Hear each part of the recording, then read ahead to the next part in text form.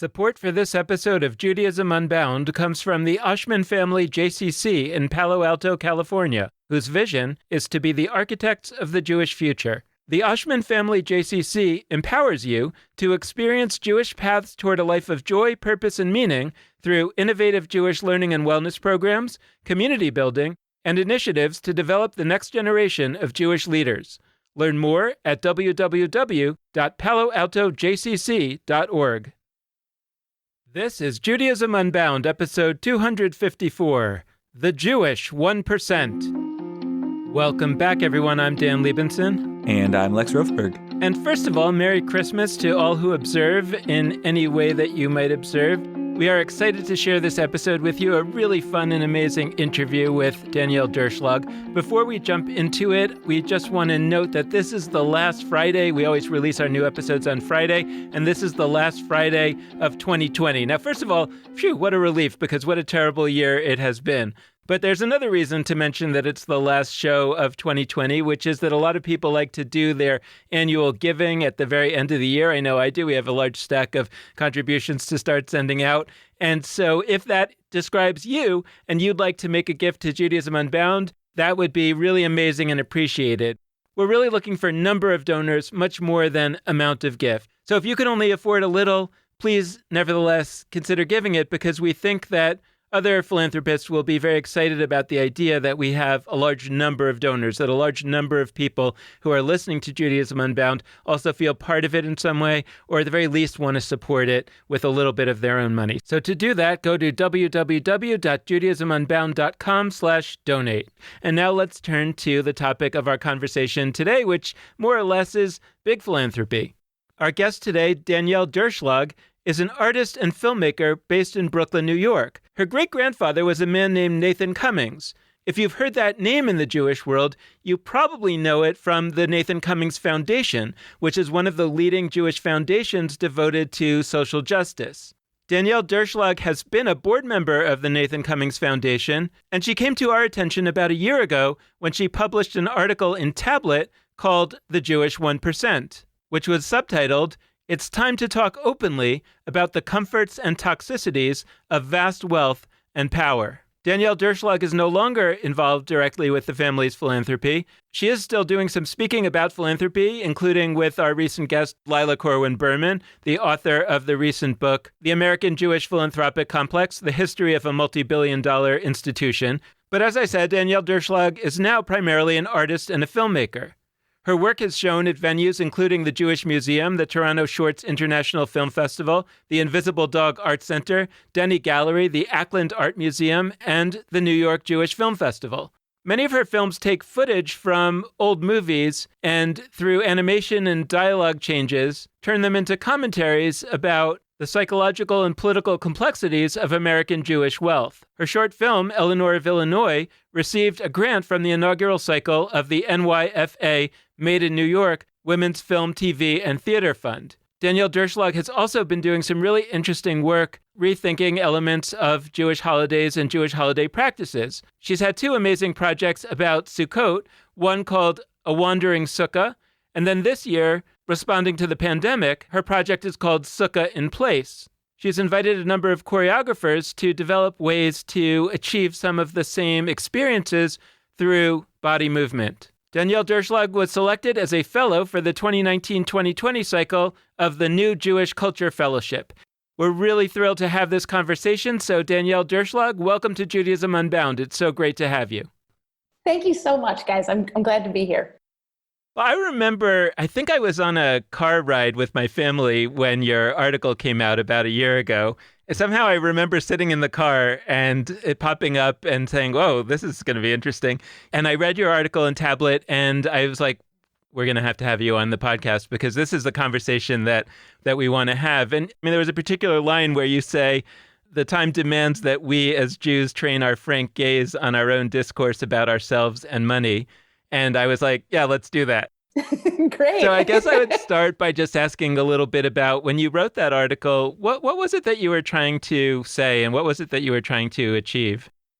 So I wrote The Jewish 1% in part because the silence around Jewish wealth is well earned and understandable, but I think actually quite problematic.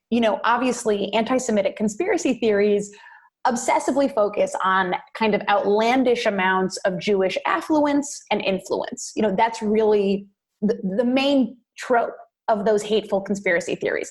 And as a result, our fear of even touching the subject is so seismic because we're really concerned that we will somehow validate those hateful fantasies that we just don't go there. And to not go there on a subject as important as Jews and money, Jews and capitalism, and how those things intersect with the state is really a loss, especially for a community that is so dedicated to questioning, to tough discourse, and culturally, and this is something I reference in the piece, to bluntness. One of the things I love about us culturally is that we're willing to go there, even when the subject is hard or tough or scary.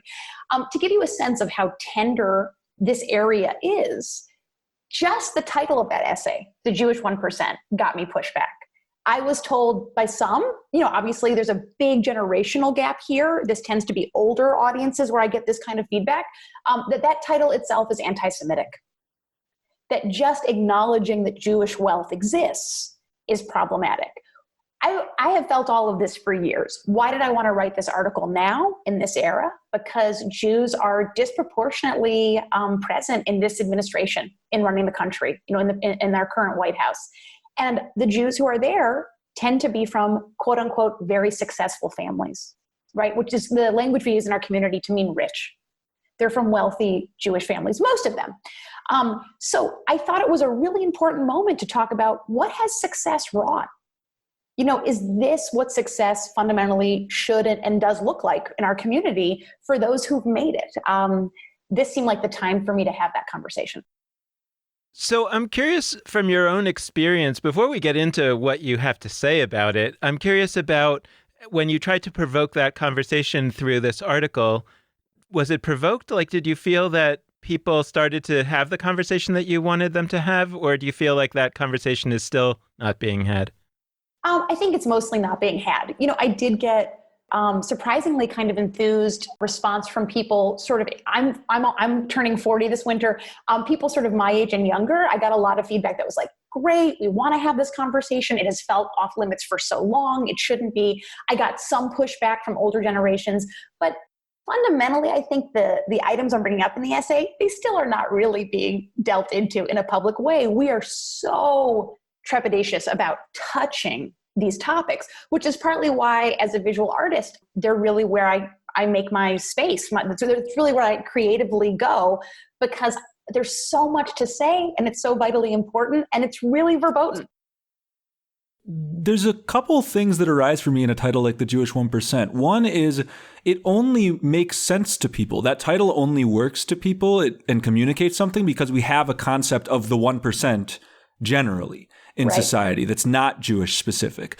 And so I'm actually thinking a lot about the ways in which the generational divide you describe is sort of specific to Judaism. Like, we could talk about trauma and fear connected to the Holocaust. There's Absolutely. all sorts of ways that like older generations of Jews absolutely have some distinctive relationships to wealth that are important to talk about. And I think that there's a broader conversation beyond just Jews about how different generations do and don't talk about wealth. Like, honestly, I think my parents, and especially like my grandparents, forgetting their Jewish friends, their non-Jewish friends, like in general, it was kind of off the table to talk about wealth. And I think what you hint at with people under 40 or wherever we're going to draw the line, like, I think, I don't know, the millennial generation in quotes, because I'm part of it, whatever. But like, I think we have recognized that the lack of talking about money isn't just some like benign choice. It has an impact. When employers, for example, don't want people talking about the amount of money they make, that actually serves a purpose and leads to the employers being able to have a lot of control and serve injustice in a variety of ways. And so I'd love to ask sort of about those two pieces. Like, what about this is a very specific set of Jewish questions, like the Jewish relationship to wealth? And what about this is actually a broader set of faux pas, taboos that we have as a society about talking about money? It's a great couple of points. I would say all Americans struggle with open discourse about class, right? It's not what we're famous for, is talking successfully and in a nuanced fashion about money. So clearly, Jewish Americans were part of that culture. There's a lot of fear in general around kind of going there. I once did an activity in a sort of arts group that I was a part of where we had to line up physically by class. So they said, the poorest of the poor, this side of the room, the wealthiest of the wealthy, opposite side of the room, everyone else figure it out. And can you guess what everyone did? Probably went to the middle to start. Exactly right. So I march off to wealth, two people who were really strongly identified with and proud of having come from poverty, go to the other side of the room. And everyone else, and this was probably a room full of like 30, 40 people, they crowd in the middle and they are fighting it out over how many TVs, what kinds of TVs, one car or two cars, any cars, right? And so those of us on the extreme ends are watching this really pained discourse as people try to place themselves, and it takes a long time. After we complete the exercise, the people who led it said to us, in the UK, this takes 10 minutes. Everyone knows where they are on the class spectrum. They've talked about it their whole lives. They line up and then we move on. That's a portrait I think about a lot in terms of general class discourse in this country. Most people identify as middle class, even though the numbers don't support that. That is a cultural belief. And I think Jews have those same confusions and concerns. What makes the Jewish piece specific, and I would say specifically tender and pained, is this tether to anti-Semitic conspiracy theory combined with our very well-earned identity as victims. We come by that identity honestly. It is real and it makes so much sense. That doesn't mean that it isn't dangerous and harmful, right? When you identify strongly in a tribal way as victims, self-reflection on things like privilege and power become really painful and difficult, right? Because it feels like if I'm acknowledging power, if I'm acknowledging affluence, somehow that removes this victimhood that I'm so identified with. My argument is it doesn't, right? As humans, you can be wealthy and a victim. You can have power in one arena and be scared in another. But holding that kind of nuanced portrait, especially of a group of people, humans aren't super well equipped for that. Acknowledging privilege and talking about privilege also means inherently acknowledging and referencing a set of responsibilities that we may not want, but do exist. So, I do think there are specific components of what is overall a pained discourse for the whole country. So I think there's at least two categories of people that would make the most sense to talk about in this conversation, although feel free to say that there are more. And obviously, this is part of a series that we're doing on philanthropy, and so I want to talk about philanthropy later. But before we do, I want to talk about some of the other potentially, I guess you could call them like warping effects or bad effects that come from what you're describing. One category of people is the Jewish 1%, and you started with that. These are people that are working in the administration, and these are people that are doing other things that you kind of poke some fun at in your films, in Yes. terms of the desire to kind of be part of this sense of what the American 1% is. I'd love to hear you talk about that and the problems that are going on there. But then there's also what you just described. The problem is that these people who, I don't know if they're in the 1% or the 5 or 10%, but the people who, are battling over where they belong in the middle, but they're really over on the wealthy end. And when we talk about philanthropy, one of the things that I want to talk about that category of people is that they're not giving enough philanthropically because they don't see themselves as wealthy. I'm wondering if there are other effects that you think are also problematic among these people who actually are wealthy but don't think of themselves as wealthy. So I should say, for those listening who haven't read the essay, I come from a wealthy Jewish family, right? So I was raised in Chicago, very much in the 1%. My great-grandfather Nathan started out as a peddler, immigrant, selling shoes door to door. By the time his life had ended, he was the founder and he ran Sara Lee, like the cake company, for many years. He was a lauded philanthropist and art collector. So he really took that journey, right, from poverty into extreme wealth.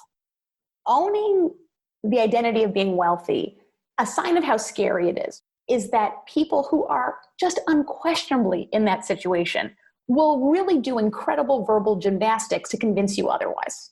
So I tell a story in the essay about being about 6 or 7 years old, being in a parking garage with my dad, and asking him, in my memory, it's the first time I did this, are we rich?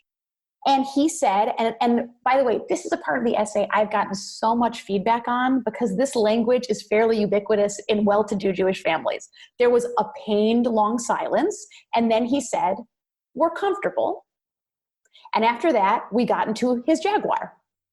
That's pretty typical. Comfortable is the Jewish it is the Jewish American sort of euphemism that we put on wealthy, because comfort, and it's a very fascinating choice actually, because comfort has nothing to do with power. The word comfort, what do you imagine? You're cozy on a sofa with a delicious blanket on top of you? That's comfort, right? Our associations with that have nothing to do with power.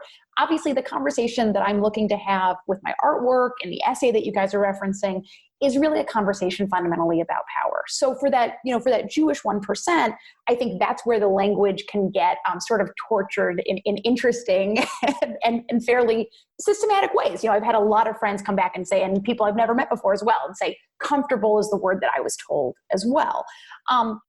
Very few of us, no matter how much we have in the bank, or how grand our home is, or how many homes we have, depending on the family.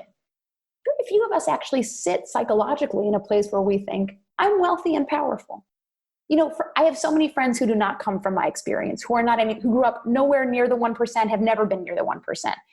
And a thing that we talk about a lot is their assumption, which I understand, that people from my background not only know that we are wealthy and powerful, but that we think about it consciously quite a lot. And as a person from that culture, I have to tell you, that's not true.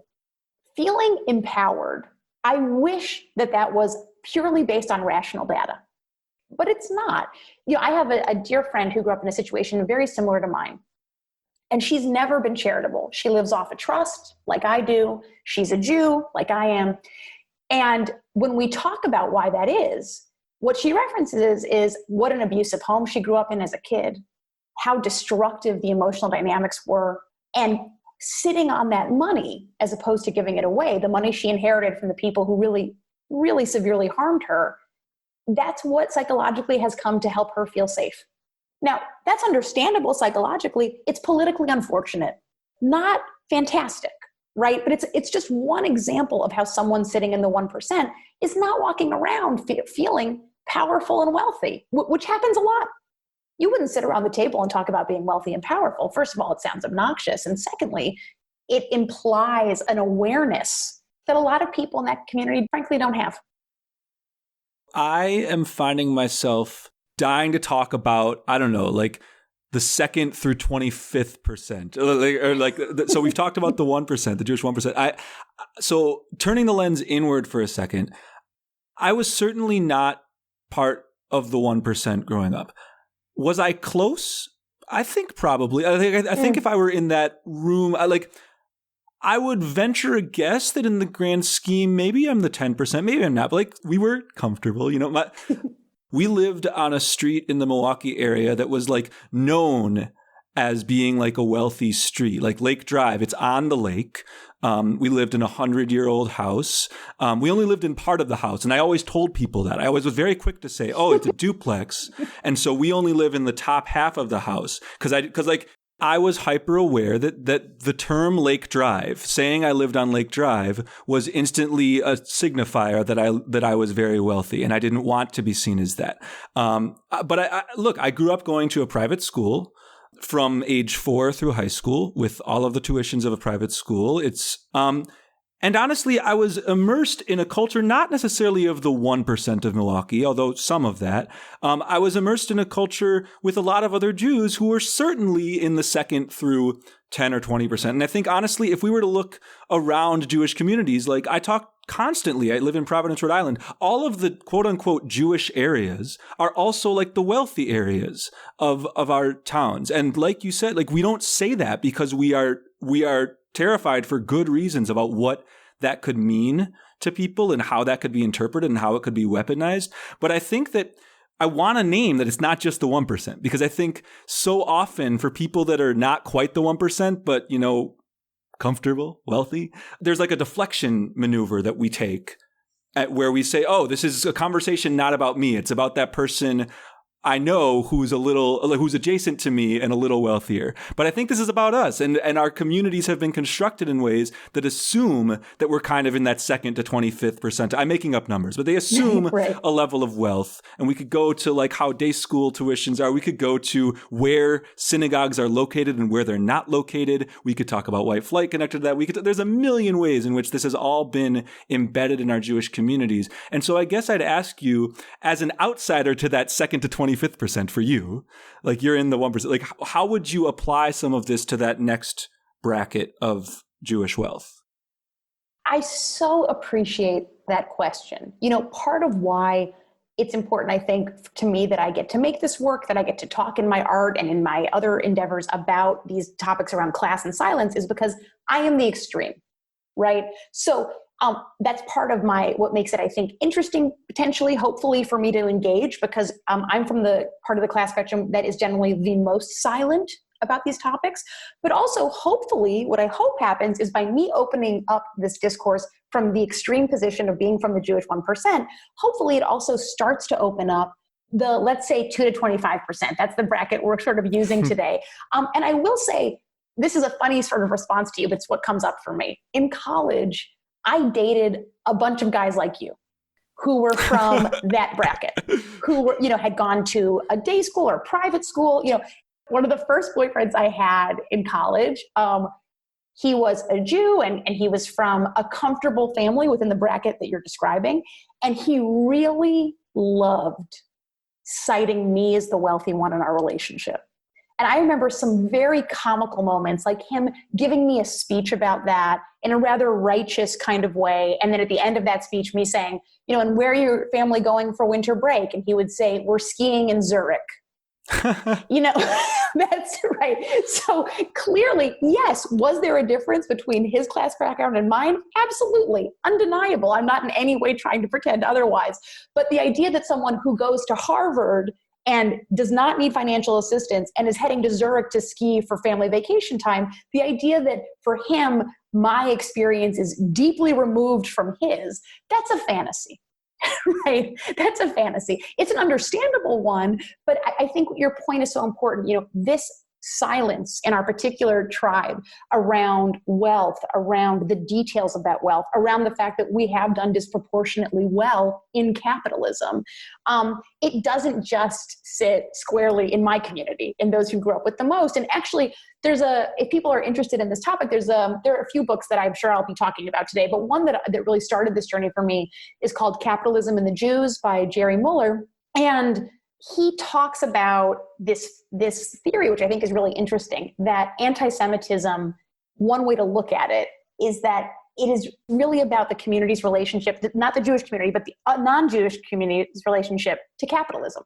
Because Jews have been so kind of congealed, like sort of pressed against this idea of capitalism until we're kind of synonymous with it, that as capitalism sort of wanes and doesn't in terms of its popularity, anti-Semitism rises and falls. I think that's a really interesting perspective on anti-Semitism. And if he's right, it helps us to understand why folks in the 2 to 25% are just as hesitant as the 1%, right? Because that conflation of our community with capitalism means that owning capitalism, whether it's fair or not, it's not our choice, it's the thing that we've been sort of assigned to. That means that wading into those waters becomes really tricky, especially in a political moment where capitalism is less popular or is deemed more destructive, because we are sort of conflated with that phenomenon.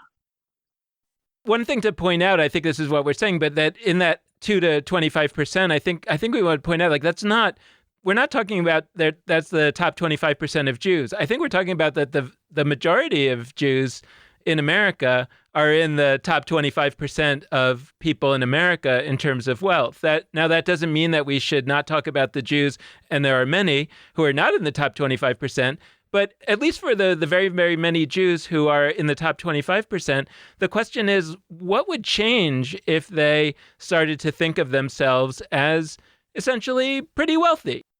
the world in which we spend most of our time in synagogue kind of praying to God to help us out, we're such the victims of other peoples and of nature and all that. It seems wrong. It feels wrong to me. It doesn't inspire me, as opposed to a service where we might say, how could we step up to the responsibility that we used to imagine that God had?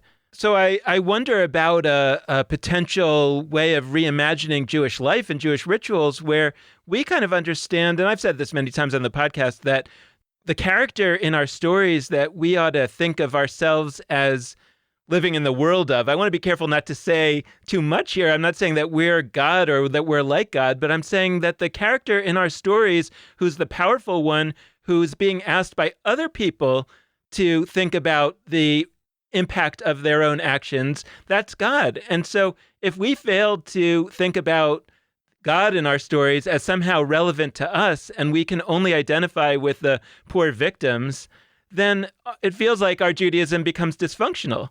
And that's sort of part one, and then part two is really, and then what are the warping effects of that in terms of how people are living, as you see it, right? I mean, like, in other words, that thinking about some of your art and your film work, it makes me think about how the natural temptation is to kind of start acting like the wealthy folks, but not acknowledge that to yourself or others, and nevertheless to continue to go through your Jewish ritual life in a way that seems increasingly disconnected from anything that matters to the way that you conduct your life, but nevertheless you kind of still feel good about it because you're not breaking the chain of tradition or something along those lines. Dan, I want to take that question and marry it. First of all, let's just take one tiny aspect of Jewish ritual life, which I happen to know that you and I are both interested in, which is the idea of ushvizin, right? Welcoming the stranger. Think about the amazing shift that happens if you're welcoming the stranger from an identity of a poor victim versus you're welcoming the stranger from having an identity of luck and privilege. That's a different stranger, no? Right? And how you think about the job of welcoming changes dramatically as well. If you are coming from a place of understanding and owning that you have power, that you have privilege, that you have things that are very lucky. Right? So that's just one tiny component of Jewish life, but think about the ripple effect if that really changes. And by the way, I think the kind of limp, deadening sort of result that you're describing in Jewish ritual life, where we only identify from this place of victimhood, I think it has so much to do with what mainstream Jewish institutions consider frustrating levels of sort of younger disaffection. Why would you want to, I remember years and years ago, I'm no longer involved very much at all in the Jewish philanthropic world, but I was for many years. And I remember I used to sit behind one-way glass and watch young Jews be sort of interviewed in these think tank groups about, why it mattered to be a Jew. And in a lot of those rooms, there would be kind of like a bored pause, and then someone in a very obligatory kind of voice would say, "The Holocaust?" And it always had that intonation, like it was a question.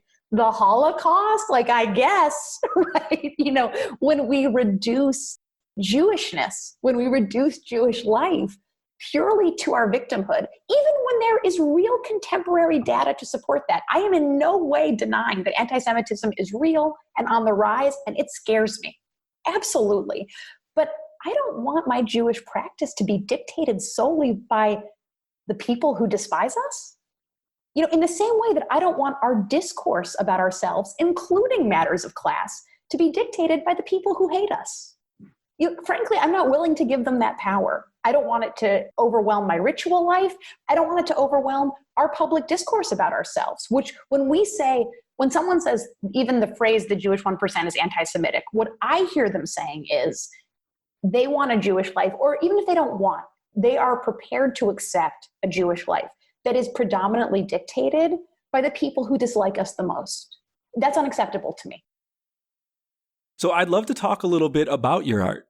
I watched a number of the short films that you've created, and provocative, that's a good word to use for them. And Art's a fascinating thing, right? Because I think in certain ways with issues like this that are challenging, issues like wealth, issues like Jewish wealth, there's a way in which creating a film about it in some ways feels like easier and softer than like broadcasting an article with the title Jewish 1% on one level. On another level, watching some of your short films, it's like really stark, and you see aesthetically a kind of wealth and associations with Jewishness. I mean, I watched one of them where one after the other, you have characters named Cohen and Levy, like all of the most traditionally associated Jewish names.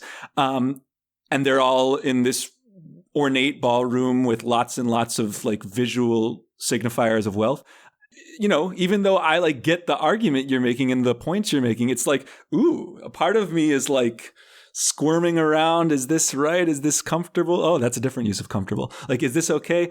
So I'd love to hear like the director's cut a little bit. Like, what were you doing with these short films? I mean, since many of our listeners haven't watched all of them, if you could describe them a little, we'll put them in our show notes on the website so people can watch them.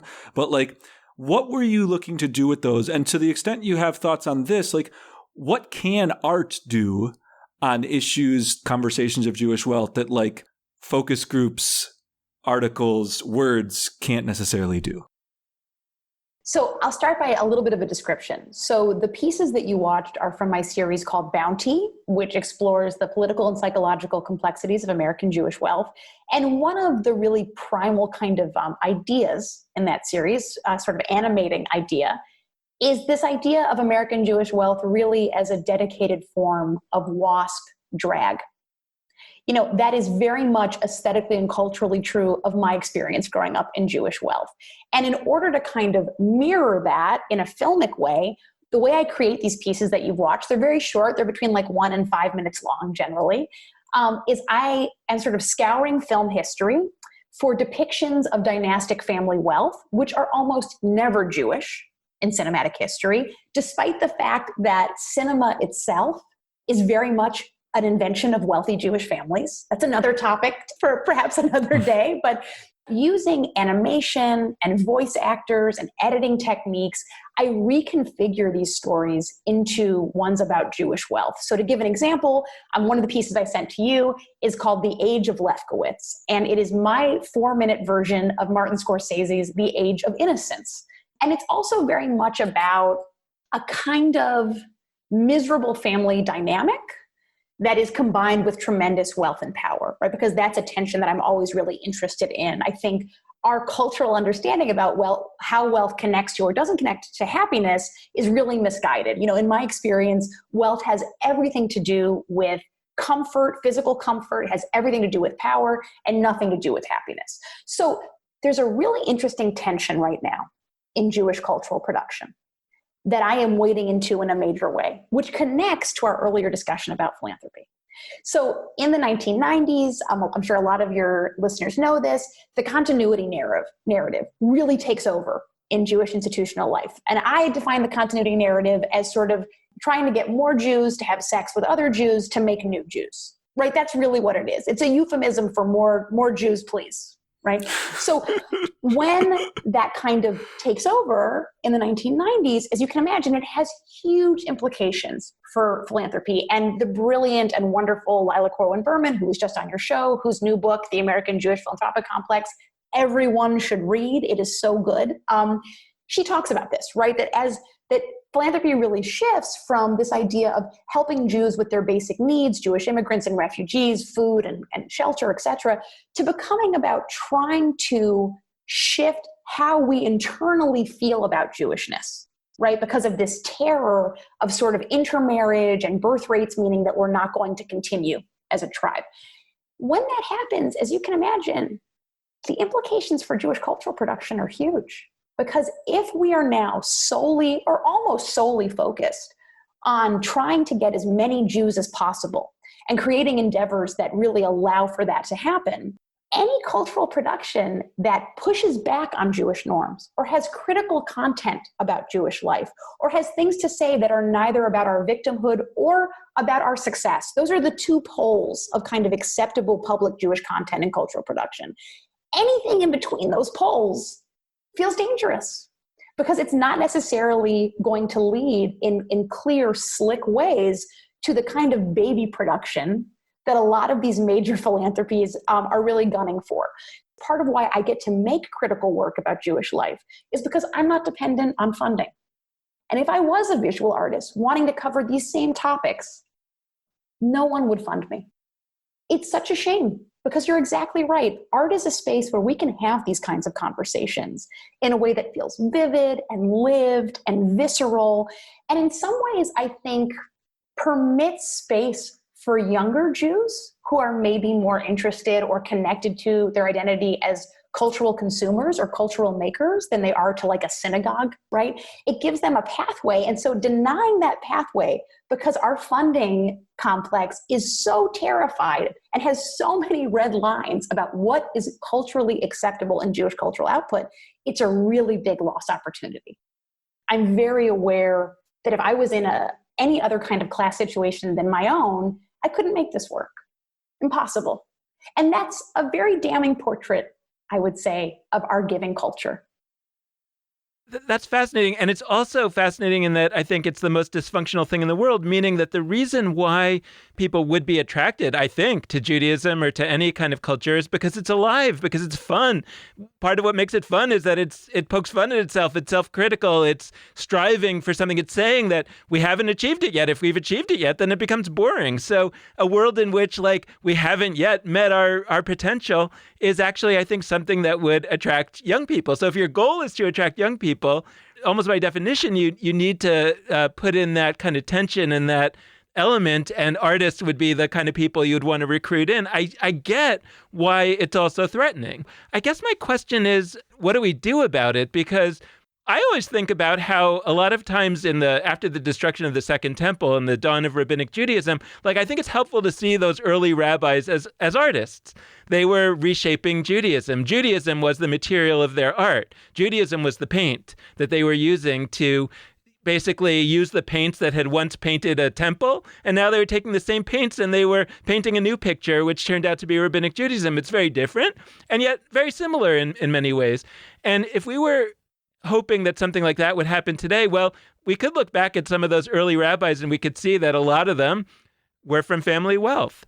You know, a lot of them were independently wealthy. A lot of them had another job.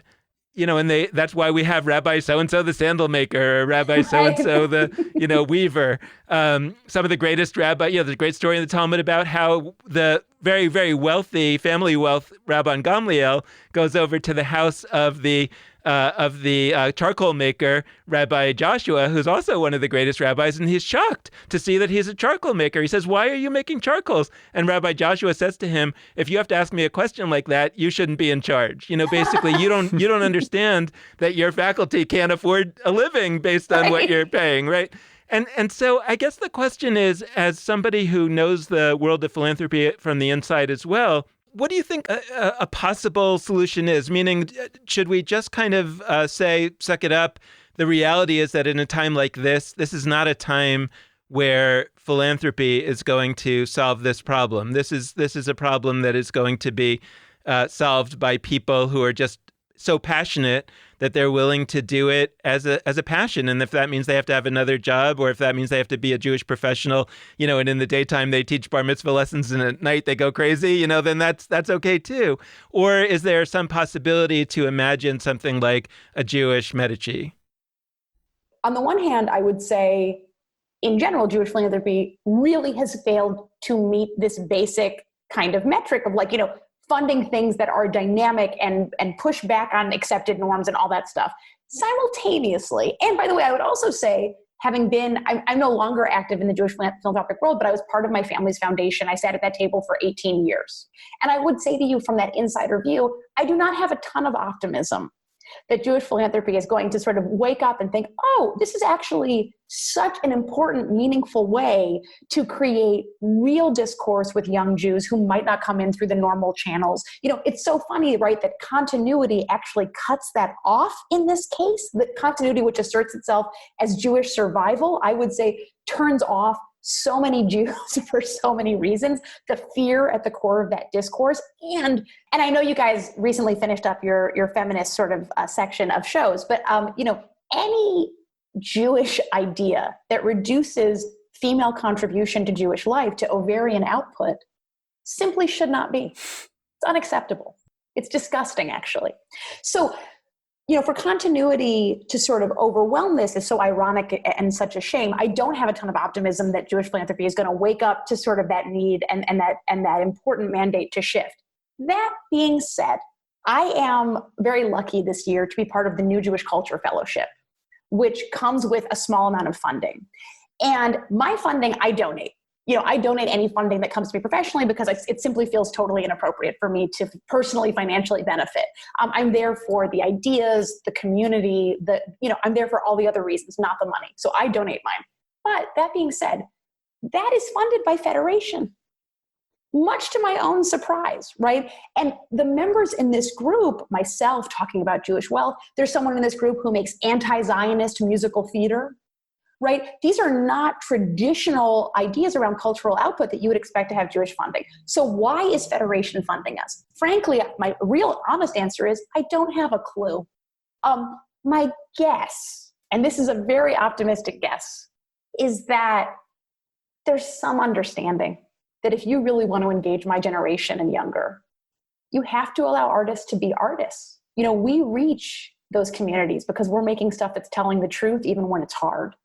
If you're going to have a Jewish life that is based on being alive and not just not dead, those are two different categories.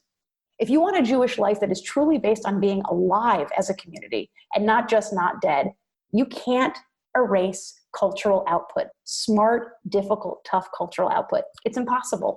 So I hope that awareness is growing.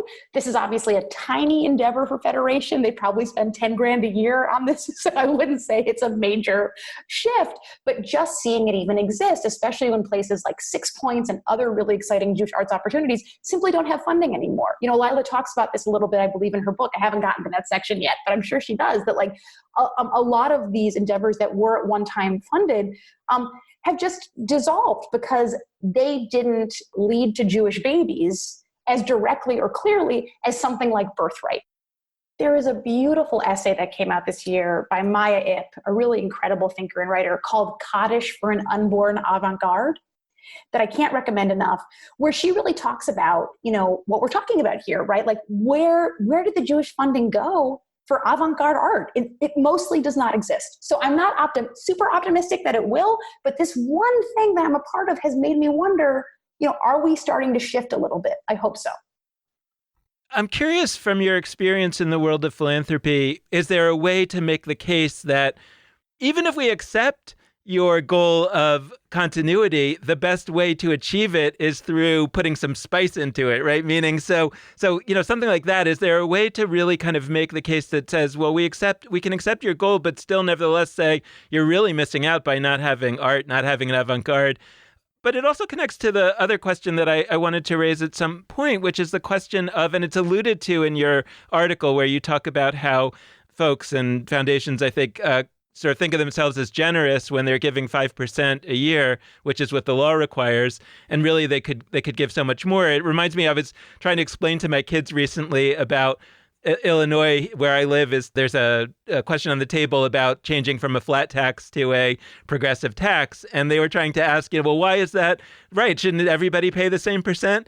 And I said, well, I think the way to think about it is how much is left after you pay that percent. And in the case of somebody like Jeff Bezos, who has, $200 million, $200 billion, even if he pays 10%, he still has 190 billion left. Whereas, somebody who makes 180 billion, you messed up. Oh, did I mess up the math? Yeah. He's got a lot of money left. You made a $10 billion mistake, Dan.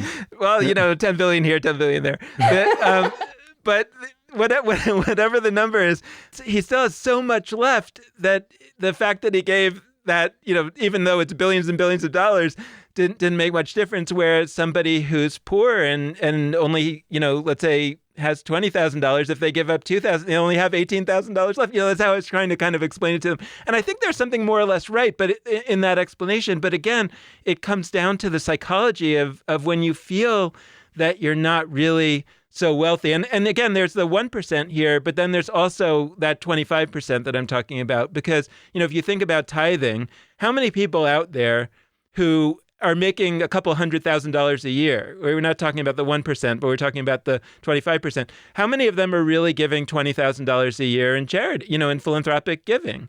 I don't think very many. And it's because you start writing the checks and you feel like I can't afford that.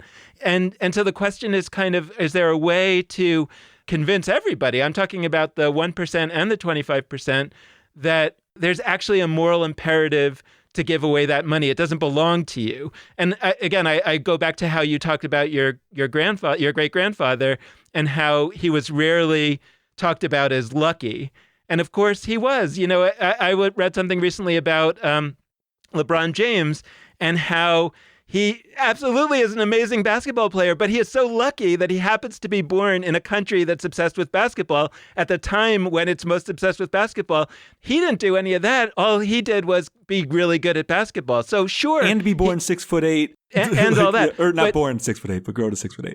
But not to take anything away from him. He's great at basketball, but he is so lucky that basketball is something that people are willing to pay for. And that's true of Jeff Bezos and everybody who has any success, whether it's the greatest success or just moderate success. There's so much luck involved. And therefore, my understanding of the idea of tithing and sacrifice is fundamentally to say, none of it belongs to me. I'm lucky that I got any of this. And all God is asking of me is to give 10% of it away. The question is, do you have senses of how to kind of reframe the way that people think about this at every level? Ooh, well, here's why I by no means am trying to take a big poop on your optimism. I love optimism. I believe in optimism. I'm an optimistic person, but I'll tell you why I'm suspicious about this working. And it's partly why I left the sector. I left for a lot of reasons, but one of them is, there was a really big push for this when I was in my early 20s to sort of advance the argument that you just put forth, which is, if you really care about continuity, if you really care about younger Jews being engaged in a way that feels alive and personal and deep to them, culture is the way to do that. And we saw a ton of funded endeavors start from that narrative shift. We saw things like the 6 Points Fellowship, which is no longer with us, of blessed memory. We saw things like Hebe magazine. It didn't work. I'm not saying it didn't work to engage Jews. In fact, a lot of the Jewish cultural makers who I know and consider my peers, we reference that stuff all the time. It mattered to us. But the sort of Sheldon Adelson model, for lack of a better phrase, right, of philanthropy, which is like, no, forget all of that. What really matters is Jews who agree with my politics having sex with other Jews who feel the same way and making new Jews together. That just won out. So we've tried this in the philanthropic sector. I thought it produced great stuff, and amongst my peers, we deeply cared about that stuff. But frankly, it just wasn't as satisfying to those funders as hearing X number of people met on this birthright trip. They made love, and now X number of Jewish babies exist who didn't exist before. That's a much more tangible, easy kind of, you can put your hands around it. And I also think it's important to say, because we've touched on it here a little bit, but if you're really going to open the doors for funding Jewish cultural production that is honest and tough about where Jews my age and younger are, you're going to get sentiment about Israel that the philanthropic sector cannot and will not accept. That's the truth. So, unless that ceases to be a red line, good luck. And I have not seen any signals that is going to cease to be a red line anytime soon. And for cultural makers like myself, when that red line is in the room, we no longer want to be in the room, even if we don't agree with the person who's saying anti-Zionist things. We want a Jewish life where everyone gets to speak and say what is true for them. I spent a lot of years in that sector. And I'm not like Lila Corwin-Berman. I'm not a historian. I'm not an academic. But what I am something of an expert on is what it feels like to sit at one of those board tables for 2 days of meetings and make a decision as a family with staff in the room as well, in my experience, about where the money's going to go and how much of it we're going to give away. And, I have no interest in telling on my family members. I love them, but I'm more than happy to tell on myself. And this is what I'll tell you about me in that seat. I was so seduced by the ego games so seduced. I mean, imagine sitting with your relatives at a big, long board table. I talk about this in the essay, that communicates authority and importance, right? I mean, I sat at that table when I was 15. Imagine being 15 years old and you're sitting at the equivalent of King Arthur's table, and some of the most important, incredible thinkers on the topics your family cares about are coming into this room and not only giving you the enormous benefit of their wisdom and their knowledge, but they are telling you for hours upon hours at a time about how fabulous you are.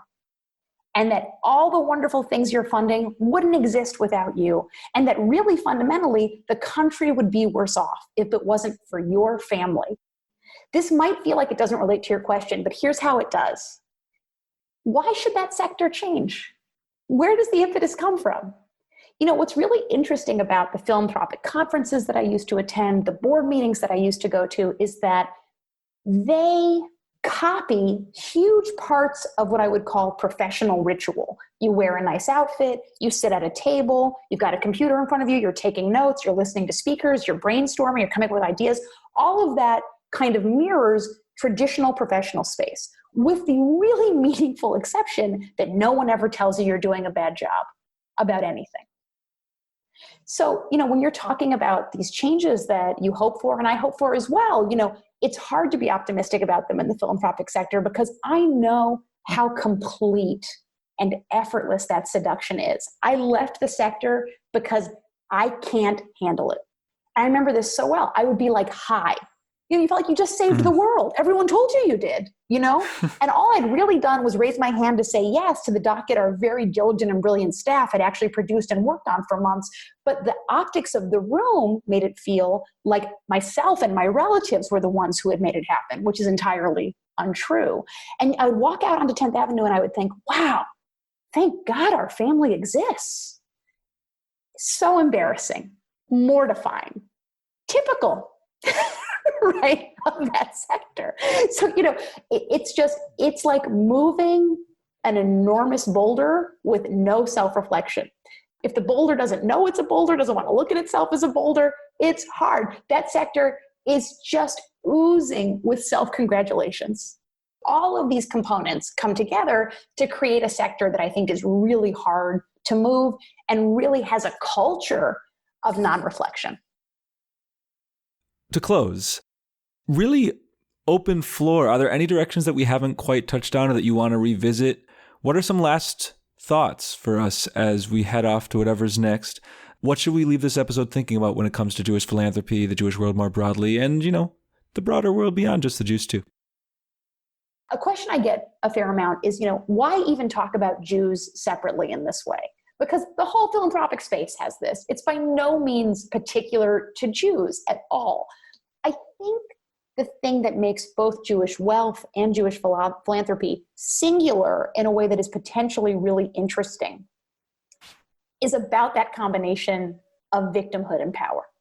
If you come from a major giving, Episcopalian family, I'm guessing victimhood is not a big part of your narrative. Right? It's been a long time since Christians were in trouble in that fundamental way, real long time. So it's no longer sort of a part of how you think about yourselves as givers. For Jews, it is absolutely at the center of how we think about ourselves as givers in the philanthropic space. And that righteous chosenness, this is obviously a very particular definition of chosenness that I'm employing for this argument. That is what denies the opportunity and the mandate for serious self-analysis as a sector. Because why would you need that when you are clearly the good guy? And what makes you the good guy? Because you've historically and currently also are in trouble, right? It makes so much sense. It's so logical. It makes good emotional sense. Unfortunately, it has ramifications that are really troubling and potentially harmful, right? And holding all of that simultaneously can be challenging. And also, who wants, if you're given the choice, as a philanthropist or as a Jew, it's totally understandable that we tend to think more comfortably, I'm the one who's been victimized, as opposed to, I'm the one who's sitting in a seat that could potentially victimize others because of systemic inequity. That's a tougher thought, yeah. Right? And it's not as satisfying. So, you cited anger in a critique of this space. I think part of what makes Lila such a force, and hopefully also I hope what makes my pieces at times resonate, is that both sets of work acknowledge Jewish suffering, care about Jewish suffering, but then move past that toward what we want for Jewish life, right? And anything that doesn't acknowledge Jewish suffering, I personally think is dead in the water, because you're asking people to deny a huge part of their identity, their history, and for some, their current reality. I will say, I don't know if you guys are familiar with her work, but do you know anything about Nahumi Yaffa? I'd really recommend her for you guys, because I gave a talk with her this year. She is one of the world's first ultra-Orthodox female tenured academics, and her specialty is Haredi poverty. So we gave a talk where I shared my work about American Jewish wealth. She shared her work about Haredi poverty. And what was fascinating, the through line that we really saw in our presentations, is that both communities exist and move under an assumption of exceptionalism and specialness. So it's not only tethered to the very wealthy. These narratives around being exceptional actually have harmful outcomes across class realities in the Jewish world. What unraveling chosenness, I think in a lot of ways, is going to be one of the central questions for my generation and younger. What does that mean when we are sitting on so much power and access as American Jews in this time? And how do we live with that and alongside rising anti-Semitism? I think that's going to be a major point of sort of focus as we move forward. Thank you so much. We're really excited to open this up further in the future. And thanks for what you brought today. Thank you so much for having me, guys. Really appreciate it. And thanks so much to all of you out there for listening. We hope you've enjoyed this episode, and we hope that you'll tune in again in the future. We want to close out this episode in the same way that we always do, which is to tell you to please be in touch with us. We love it when you are, and you can do so via any of the following avenues. There's our Facebook page, Judaism Unbound. There are our Instagram and Twitter accounts also. All the handles are just Judaism Unbound. You can head to our website, judaismunbound.com. And last but not least, you can email us at dan@judaismunbound.com or lex@judaismunbound.com. The last request we like to make is that we deeply appreciate any amount of financial donation that you can make, and you can do so at judaismunbound.com/donate on either a monthly recurring basis or just as a one-time gift. So thank you so much for listening, and with that, this has been Judaism Unbound.